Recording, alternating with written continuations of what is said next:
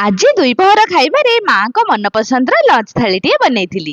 तापरे टिके मार्केट आडे जाइथिलु रज पई किछि किणाकिणी करिबा पई। आपण माने को जगार मो वीडियो को देखुचंती कमेंट रे निश्चय जणैबे।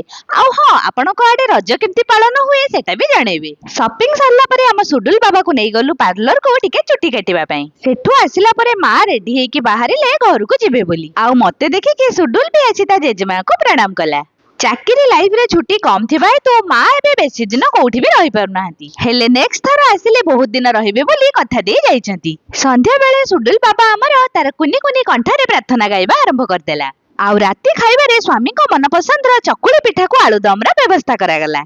आम सुडुल बाबा आ भितरे केते बड़ हेई गलानी आउ निज हातरे निजे खाइबा भी सिखि गलानी। सुडुल खाइ सारला परे मु चलिली आम स्वामी स्त्री को पई खाइबा बाड़ीबा पई। आपण मानको काहा को सरू सरू चकुली सांग को आलुदम भल लागे कमेंट रे निश्चय जणैबे। खाइबा रेडी करिकि नेकी टेबुल ऊपर रखि देली।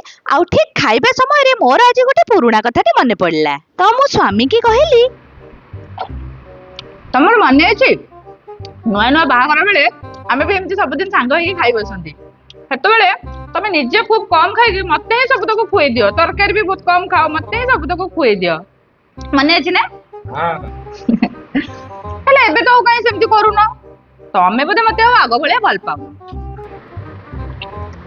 ना ना सेमती किछ न। हमकु म आगुर जेमती भल पाउतले एबे भी सेती भल पाउ। आ तमे ओसा मिछ कथा गुडा कोनी। ताले मते काई आगो भले खुए दउ न तो? अरे आगुर तमे रुसई भल से करि पार नथिलो, भल से सिखि नथिलो। एबे तमे रुसई बढ़िया करछो, तेने मु सब खाइ दउछ।